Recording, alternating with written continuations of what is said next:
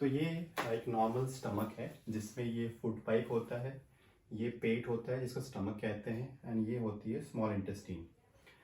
फिर हमें ये समझना पड़ेगा कि ये जो इसोफेजियल स्फिंक्टर है, ये खाना जो पेट के अंदर होता है ये फूड पाइप में आने में रोकता है। तो ये आप देख रहे हैं, ये एक स्फिंक्टर टाइप का है जो क्लोज करके रखता है खाने को। कई बार ऐसा देखा जाता है कि ये वाला जो स्फिंक्टर है ये ओपन हो जाता है ट्रांजिएंटली, ये वाला जो पेट के अंदर जो गैस होता है ये थोड़ा सा ट्रांजिएंटली रिलीज होती है, अब आपको बर्ब्स आना स्टार्ट होते हैं। कई बार ये वाला जो स्फिंक्टर है ये वीकन हो जाती है, ढीला हो जाता है। ये जो स्फिंक्टर होता है ये मेनली जो है डायफ्राम मसल्स जो आप देख पा रहे हैं साइड साइड में, ये डायफ्राम मसल्स जो है ये एक तरह का रैप अप करता है, चारों तरफ राउंड करता है। जो डायफ्राम जो सांस की जो लंग्स इसके ऊपर होते हैं, एंड इसके नीचे जो डायफ्राम के नीचे है उसको कहते हैं एब्डोमिनल कैविटीज। तो ये जो डायफ्राम है ये तो वैसे सेपरेट करता है एंड साथ में ये वाला स्फिंक्टर को भी फंक्शन करने के लिए हेल्प करता है। तो जब ये वाला डायफ्राम मसल्स या ये वाला स्फिंक्टर थोड़ा ढीला हो जाता है, for example in this case weak diaphragm, उसमें क्या होता है कि जो पार्ट है ये वाला पार्ट, ये स्टमक जो है इसके अंदर आ जाती है एंड देन उसको हर्निया कहते हैं। This is known as hiatal hernia. ऐसे केसेस में क्या होता है कि खाना जो है ऊपर नीचे से ऊपर जाने की कोशिश करते हैं एंड देन जो भी पानी हो, आप पानी पिए तो हमेशा आपको ऐसा लगे कि पानी ऊपर आ रहा है, पेट का खाना ऊपर आ रहा है। वैसे अगर खाली पेट भी रहेंगे तो इसमें क्या होगा, पेट में जो एसिड बनता है जिसको कहते हैं बेजल एसिड आउटपुट, 24 घंटा पेट में एसिड बनते रहता है, ये एसिड भी ऊपर ट्रेवल करता है इस केस में। एंड देन आपको एक ऐसा लगेगा कि गले में जलन हो रही है। क्यों? बिकॉज ये एसिड जो है फूड पाइप को इरिटेट करता है और आपको ऐसा लगता है कि जलन हो रही है, खाना ऊपर तक आ रहा है। इसका मतलब है आपको हो सकता है ये हाइटस हर्निया है, या ये मसल जिसको कहते हैं लोअर इसोफेजियल स्फिंक्टर जो है वो ढीला है, इसके चलते आपको रीगर्जिटेशन या रिफ्लक्स का सिम्टम्स आ रहे हैं।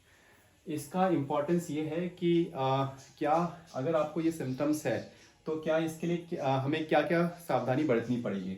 तो फर्स्ट ऑफ ऑल अगर मसल जो है ये सिर्फ और सिर्फ थोड़ा सा वीकन है, फर्स्ट या सेकंड स्टेज में है, देन तो आप अपने लाइफस्टाइल से ठीक हो सकते हैं, जिसमें लाइफस्टाइल में मेनली आपको फूड हैबिट्स मतलब ऐसा खाना जो बहुत ज़्यादा भारी ना हो।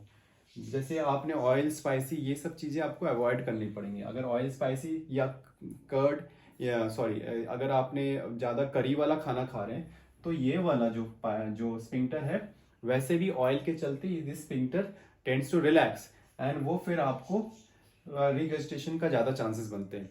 तो आपको क्या करना है कि खाना हल्का खाना है, 3 बार के बदले 6 बार खाएं, लेकिन थोड़ा खाएं, हल्का खाएं, जिसमें पेट का खाना जो है नीचे ही जो है पेट में रहे, ये ऊपर ना ट्रेवल करे।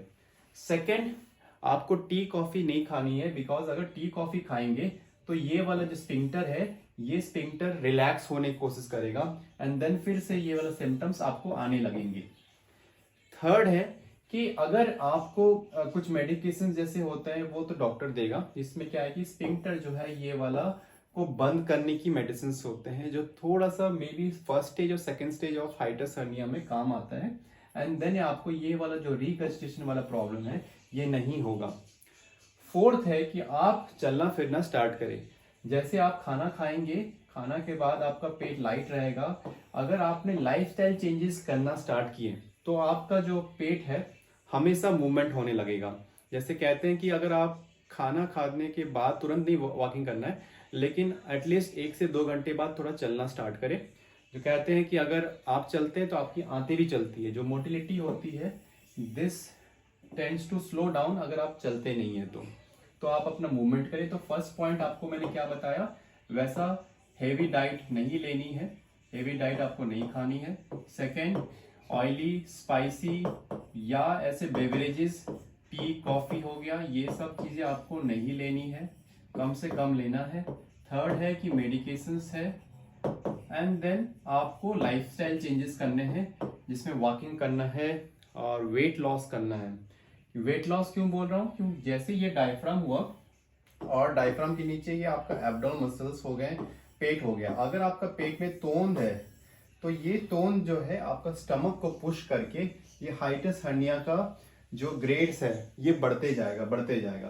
तो अगर आपका पेट का चर्बी कम होगा तो स्टमक जो है, स्टमक को एक पार्ट स्पेस मिलेगा कि जिससे के चलते वो पेट जो है एब्डोमिनल कैविटी में रहेगा, ना ही थोरेसिक कैविटी। थोरेसिक कैविटी मतलब चेस्ट की तरफ। इसलिए आपको वेट लॉस भी इंपॉर्टेंट है इस कंडीशन में, कि वेट लॉस अपना कम करे, अपना वेट लॉस करे। और कितना वेट होना चाहिए आइडियली वेट, अगर आपका हाइट मान लीजिए 180 सेंटीमीटर है और हाइट -100, इतना आपका आइडियल होना चाहिए, दैट इज 80 kg आपका होना चाहिए। सो हाइट -100, 100, ये एक फार्मूला है, सिंपल फार्मूला, जिसको आप मेंटेन करेंगे तो ये हाइटस हर्निया के चलते जो आपको रीगस्टेशंस हो रहे हैं ये आपको नहीं होगा। आज के लिए ये एपिसोड हाइटस हर्निया पे रहेगा। नेक्स्ट कोई सेशंस एपिसोड लाऊंगा जिस पे आपको दोबारा की जानकारी की मिलेगी। एंड हमारे चैनल को सब्सक्राइब करें, लाइक करें एंड शेयर करें। Thank you.